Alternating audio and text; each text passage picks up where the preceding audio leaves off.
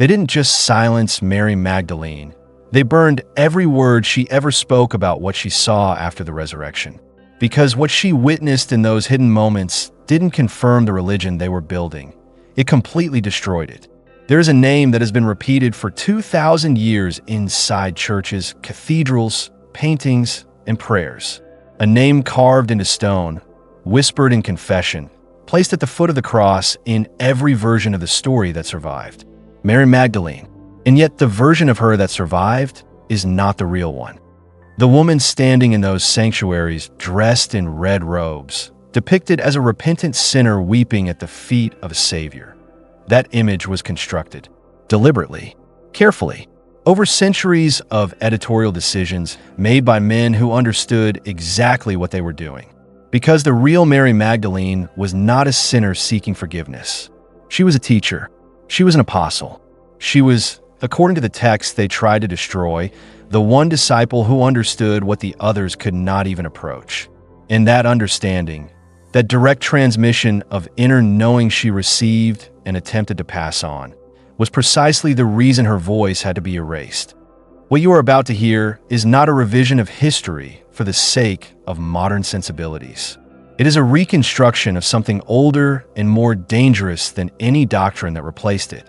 A path back to the original teaching that was never meant to be owned by an institution, never meant to be filtered through hierarchy, and never meant to require an intermediary standing between a human soul and the light it already carries within itself.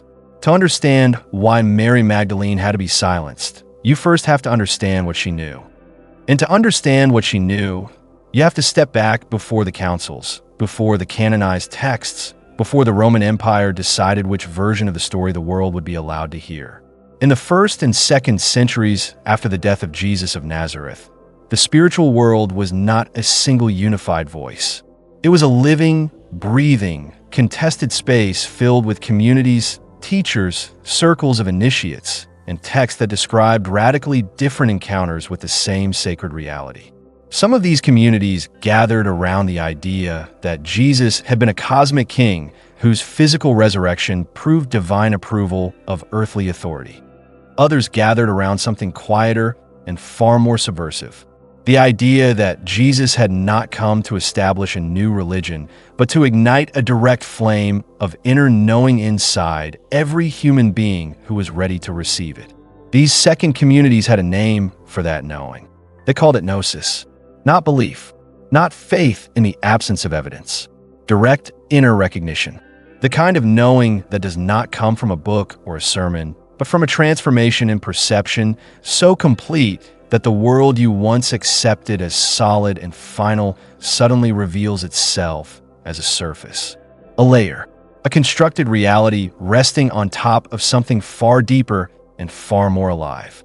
And at the center of the communities who carried this teaching was a figure whose role has been buried under centuries of deliberate misrepresentation. Mary Magdalene was not a peripheral character in the story of early Christianity. According to the texts that survived outside the official canon, she was its most advanced student, the one who did not run when the others scattered, the one who remained at the tomb not simply out of grief but out of readiness. Because she understood, in a way the others had not yet reached, that what was about to happen could only be witnessed by someone who had already done the inner work of transformation. The Gospel of Mary, a fragmented papyrus text discovered in Cairo in the late 19th century and dated to the 2nd century, does not read like a religious document in any conventional sense. It reads like a transmission, a record of a teaching session between a teacher and a student who has already gone further than the teacher expected. In the surviving fragments, the risen Christ does not appear to all the disciples equally. He appears specifically to Mary in a vision, in an inner encounter that takes place not in the external world, but within the space of the soul itself. And what he transmits to her in that encounter is not a doctrine. It is a map, a description of the inner architecture of consciousness, the layers of resistance that the soul must move through on its way back to its origin, and the nature of the forces that attempt to hold it in place. In the language of the text, these forces have names. They are powers of darkness, desire, ignorance, and the wrath of death. Not demons in the cartoonish sense. Patterns. Deep psychological structures woven into the fabric of conditioned experience that convince a soul it is small, that it is defined by its wounds, that it cannot move beyond what it has always been. The map Mary receives is a map of liberation. Not from sin in the sense the later church would define it, but from unconsciousness itself. From a forgetting that keeps a soul cycling through the same patterns of fear and craving and identification without ever touching the part of itself that was never caught in those patterns to begin with. This is the teaching. This is what was in those burned words. And when she attempts to share this transmission with the other disciples, what happens next is perhaps the most honest moment in all of early Christian literature. Peter does not ask questions. Peter does not engage with what she has said or attempt to understand the vision she has described. Peter says, simply and directly, that he does not believe the Savior would have spoken privately to a woman and shared knowledge with her that was not shared with the rest of them. And in that single exchange, recorded in a text that was never supposed to survive, you can see the entire architecture of what Christianity was about to become. Not a movement of inner liberation, a hierarchy, a structure of authorized access in which certain voices were permitted to carry the teaching and certain voices were not. And the criterion for that permission was not depth of understanding. It was not proximity to the source. It was gender. It was the kind of body you happen to inhabit. Levi, another disciple present in the scene, defends Mary. He tells Peter that he is always ready to oppose people, that he is treating her as though she is an adversary, and that if the Savior considered her worthy, then who is Peter to reject her? But Levi's defense, as honest and as forceful as it is, did not win. The voice that won was Peter's, and the institution that emerged from that victory shaped the next 2,000 years of Western spiritual history. What was lost in that moment is difficult to fully measure, but the Gospel of Mary gives us a glimpse. The teaching Mary carries is not about obedience. It is not about sin management or external salvation delivered through the correct performance of ritual. It is about the nature of matter, the nature of the soul, and the path of the soul back through the layered resistance of conditioned existence toward the undivided source it came from. The Gnostic framework that surrounds this teaching describes a universe in which the material world was not created by the ultimate divine source, but by a lesser intelligence, a craftsman of limitation who shaped the physical realm and then mistook his creation for totality. The souls moving through this realm carry within them a fragment of the original light, a spark of something that existed before this world was made and that cannot be permanently extinguished by anything this world contains. The teaching of the Gospel of Mary is a teaching about how to find that spark, how to recognize it beneath the accumulated weight of identity, fear, habit, and the constant noise of a reality designed to pull attention outward and keep it there. Mary had found it. She had made the journey that the teaching described. And her attempt to transmit the map of that journey to the other disciples was rejected not because it was wrong, but because it was threatening to the kind of authority that was already beginning to organize itself around the story of the resurrection. The suppression of Mary Magdalene's role did not happen all at once. It was a gradual process, layered over centuries, each layer adding a new distortion to the image until the original was completely unrecognizable. The first layer was silence. The texts that recorded her central role as a teacher and receiver of direct transmission were not included in the canon that was consolidated under the authority of the early church councils beginning in the 4th century. The Council of Nicaea in the year 325 did not simply affirm a creed. It established a boundary. On one side of that boundary was Orthodox Christianity, the version of the teaching that emphasized external authority, institutional mediation, and the necessity of proper hierarchy for access to the divine. On the other side was everything else: Gnostic texts, alternative gospels, communities of practice organized around inner knowing rather than outer obedience. All of it was placed outside the boundary and labeled with a single word: heresy. The second layer was replacement.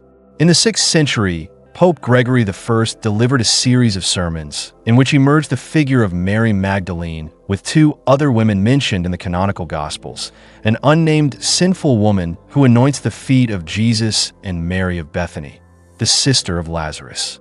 This merger had no textual basis. There is no passage in any surviving gospel that identifies these three figures as the same person. But the merger served a purpose.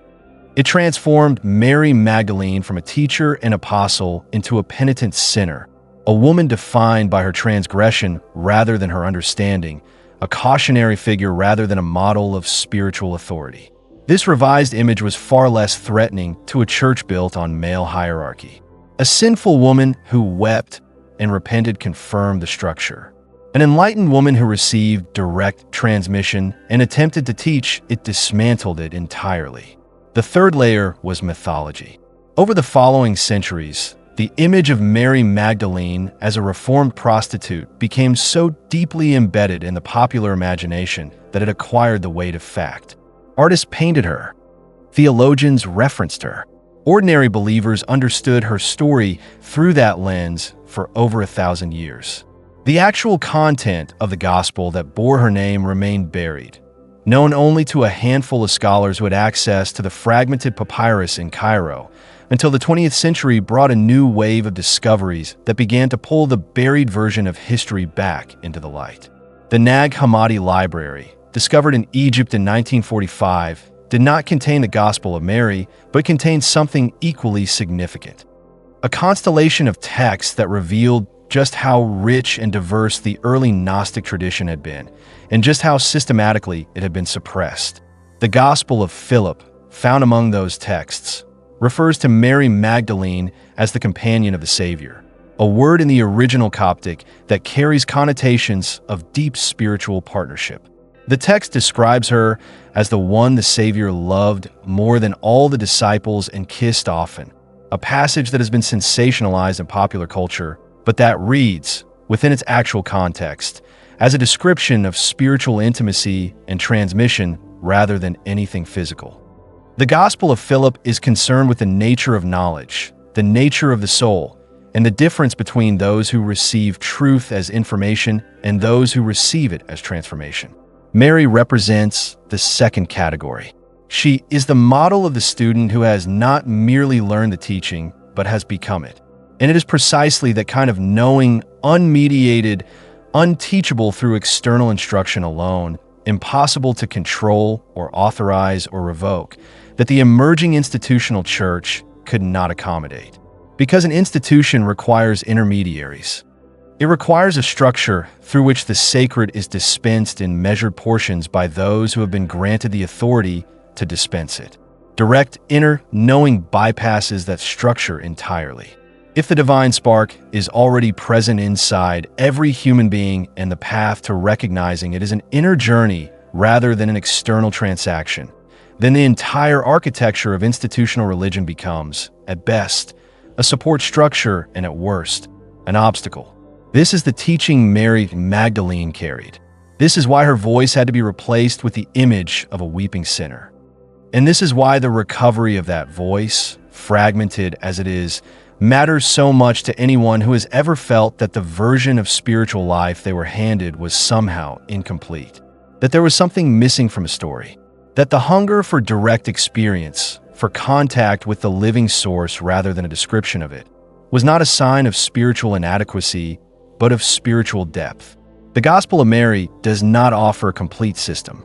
Its surviving fragments are partial, damaged, and translated through layers of linguistic and cultural distance. But what survives is enough to see the shape of what was lost.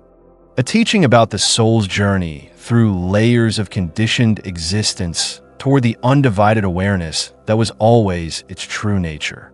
A teaching delivered not through obedience or ritual, but through the kind of direct inner encounter that transforms perception at its root. A teaching carried by a woman whose depth of understanding outstripped the other disciples, and whose voice was silenced not because she was wrong, but because she was right in a way that the emerging power structure could not survive. The question that the Gospel of Mary quietly places in front of anyone who encounters it is not a historical question. It is not really about what happened in the first century or which texts should have been included in the canon. It is a question about the nature of the path itself. Is the divine something you earn access to through the correct performance of external requirements? Or is it something you remember through a shift in inner attention so complete that the world you once took as solid and final reveals itself as a surface resting on something far deeper and far more alive? Mary Magdalene, in the tradition that tried to preserve her actual teaching, chose the second answer. She underwent the inner transformation the teaching described. She received the map of the soul's journey back through the layers of forgetting and resistance. And she attempted to transmit that map to others, not as doctrine, not as a system of belief requiring subscription, but as direct transmission. As the pointing of a finger towards something the other person already contained but had not yet recognized in themselves. That attempt was rejected. The map was burned. The woman who carried it was rewritten as a sinner. And the path she pointed toward was replaced with a road that led not inward but outward, toward institutional authority, toward the mediation of the sacred by those who had been granted the power to mediate it, toward a version of salvation that could be administered and therefore controlled. But the map was not entirely lost. It survived in fragments, in damaged papyrus, in the margins of texts that were never quite suppressed completely, in the intuitions of mystics across centuries who kept arriving, independently, at the same recognition that the institutional framework they had inherited was pointing toward something real, but was not itself the destination. The teaching that Mary Magdalene carried belongs to the same current as the Gnostic vision of the divine spark, the same current as every tradition that has insisted, across every culture and every age, that the source of liberation is interior rather than exterior, that it cannot be granted by any authority outside the self because it was never absent from the self to begin with. It was only forgotten, and the forgetting was not accidental. It was cultivated, maintained, enforced through the systematic erasure of every voice that pointed back toward remembrance. 2,000 years have passed since the words of Mary Magdalene were spoken into a room where some were ready to hear them and others were not. The fragments that survived were not preserved by powerful institutions. They were hidden in jars, buried in desert sand, carried quietly by those who understood that what they were protecting was not a historical document, but a living transmission, a pointing finger aimed at something that could not be burned because it was not made of material that fire could touch. If these fragments have found you now, it may not be coincidence. The inner recognition they describe does not belong to any century. It does not require a particular name or a particular tradition. It only requires a willingness to look inward long enough to find what has always been there, waiting beneath the noise of a world that was never designed for you to remember it. If something in this story felt familiar rather than new, if it touched something in you that already knew before the words confirmed it, that recognition is worth following. Subscribe and stay connected because what comes next goes deeper into the hidden transmissions, the buried gospels, and the inner maps that were almost erased from human memory entirely. Every video in this space is built for the ones who sense that the surface version of reality is not the whole story.